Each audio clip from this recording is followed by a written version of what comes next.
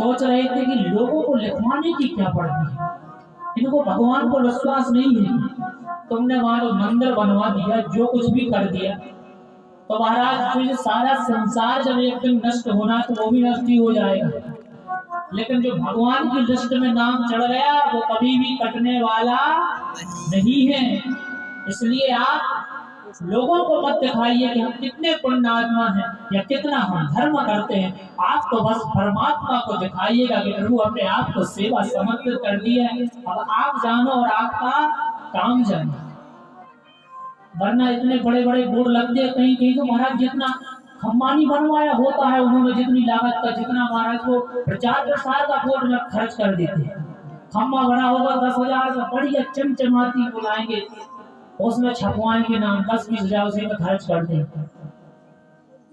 तो महाराज दिखाने की आवश्यकता नहीं। पितामह भीष्म में विनती करते हैं, सरकार एक कृपा कर दीजिए, और तो सब ठीक है, अब आप हमारे सामने आ गए हैं और हम अब इन प्राणों को त्यागना चाहते हैं, आप सामने खड़े रहिएगा और हम आपका नाम लेकर के इन प्राणों को त्याग देंगे सरकार, बस हमारे जीवन के अंत में यही अभिलाषा रहेगी और कुछ नहीं चाहिए। और पितामह भीष्म कहते हैं ऐसे चेहरा उदास करके मत खड़े हो, थोड़ा मुस्कुराते रहो, ऐसे उदास खड़े रहो तो अच्छे नहीं लगते हो, तुम तो मुस्कुराते हुए ही अच्छे लगते हो। इतना करना स्वामी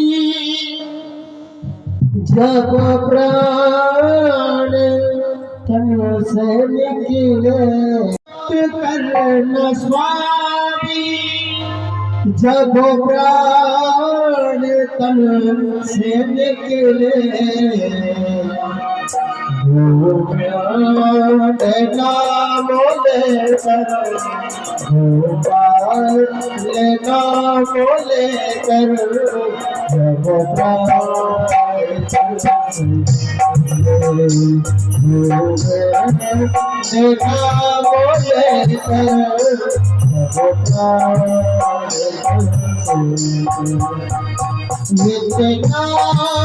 करना स्वामी जब प्राण तन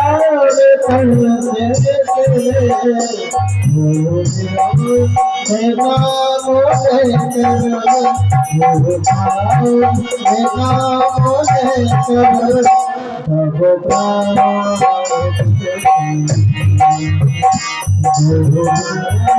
आपका नाम निकल जाए।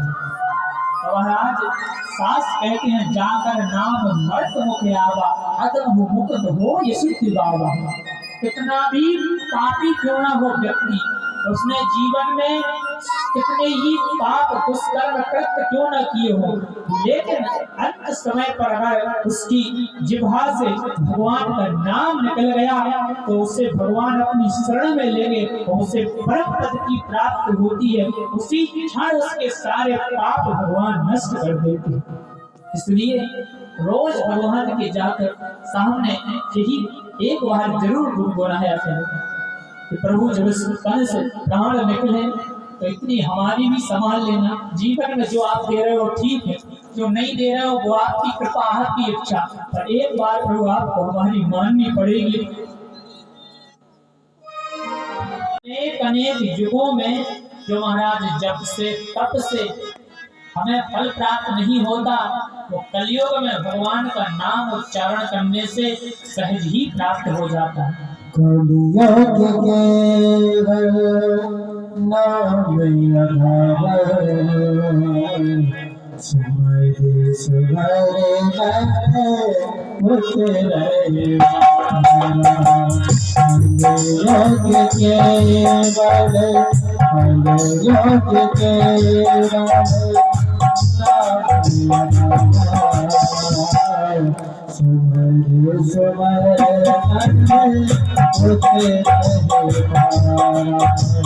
कलयुग आ गए तो कलयुग युग चल रहा है, पर कलयुग महाराज 4 स्थानों पर रहता है। इधर अलग से कलयुग चल रहा है, हमें तो यही समझ नहीं आता कि हमारी मैया है, बहनें कथा सुनने आती हैं कि हमें सुनाना है तो सुना दिया करो, दिन में वैसे ही फ्री रहते तो सुनाया करो, बढ़िया हमें कुछ सीख लेंगे।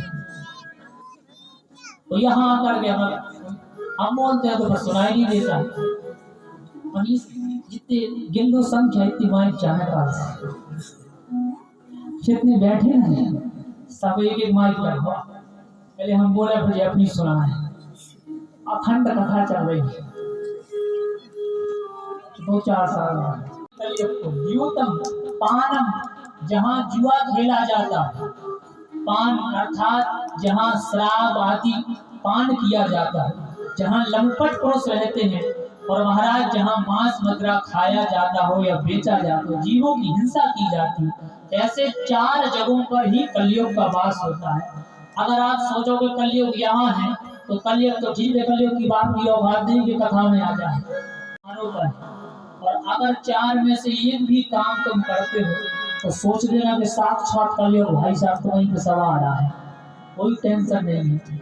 जमराज कलयुग का काम है तो जमराज के पास ही ले जाएगा।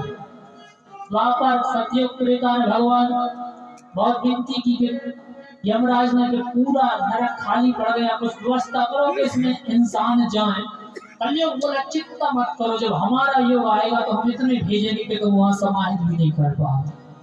तो जाना स्थान तो दे दिए तो ठीक है, पर एक कोई कमरा तो दे दिए, पर महाराज बैठक भी तो ठीक ठाक होनी चाहिए, एक आध और दे दीजिए। तो 5वां स्थान स्वर्ण में दिया। महाराज स्वर्ण में भी कलयुग का निवास अर्थात सोने में, तो जितना जीरो रखो हो सुकाल सब कथा में चढ़ा दीजिए, तुम्हारा सब लोग कलयुग हमने। अब भागवत जी कह रहे हैं, हम नहीं कह रहे, कलयुग सोने में बैठा है। मन ही मन के अच्छी महाराज है लोटे सब सोना ले जाए, इस संपत्ति से जबरदस्ती छीन करके लिया जाता है, उस सोने में कलयुग का वास है। जो धन अधर्म के रास्ते पर चल करके कमाया जाता हो उसमें कलयुग का वास है, और कहीं भी वैसे तो भगवान को भी सोना चढ़ता है क्योंकि उसमें कलयुग का वास है। जो महाराज अधर्म के रास्ते पर चल करके हम आप धन कमाते हैं, आओ सोना देखो,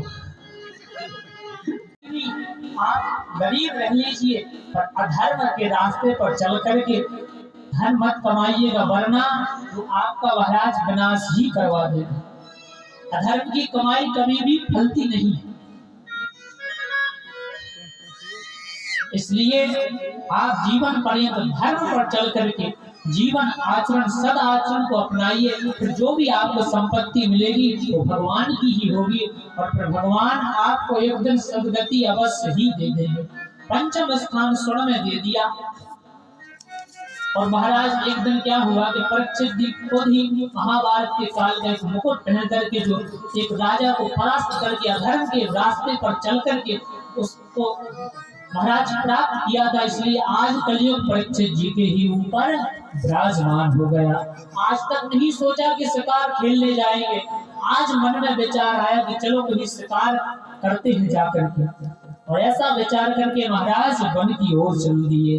वन की ओर चल दिए तो महाराज रास्ता भटक गए और समीप ऋषि की कुटिया के पास पहुंच गए, और महाराज कंठ सूखने लगा तो जल के लिए आवाज लगाई। उसी समय समीप ऋषि समाधि लगा करके बैठे हुए, समाधि लगा करके बैठे हुए तो परीक्षित जी को लगा कि शायद हमारी बात को सुन नहीं रहे हैं, जानबूझ करके। तो एक सर्प डला हुआ था, उस सर्प को उठा करके महाराज धनुष बाण की नोक पर जो समीप ऋषि समाधि लगा करके बैठे थे उनके गले में डाल दिया। गले में जैसे ही डाला तो वो तो महाराज समाधि लगाए हुए थे, पर श्रृंगी जो उनके पुत्र थे उन्होंने देख लिया, तो जाकर के जैसे ही देखा तो श्राप दे दिया, लंघते मर्यादाम के सप्तमे हरि, जिसने भी मेरे पिता के गले में सर्प को डाला है उसकी मृत्यु आज से 7वें दिन तक्षक नाग के काटने से हो जाएगी। श्राप दे दिया श्रृंगी ने।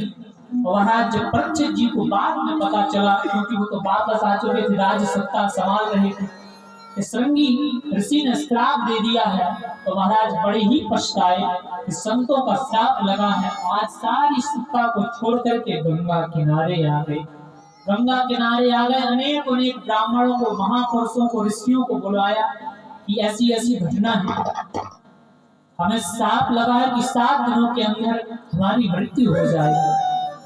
पूछा कि जिसकी मृत्यु 7वें दिन होनी हो उसे महाराज क्या करना चाहिए? होनी के नहीं कि 8वें दिन बना है, पठारी वाले लॉन्च कर सकते प्ले स्टोर पे, खतरनाक आज हमने सुना कि यहाँ हमारा सब कुछ प्ले स्टोर पे होता है। नहीं नहीं, ये दिन भी बना रहा है प्ले स्टोर में।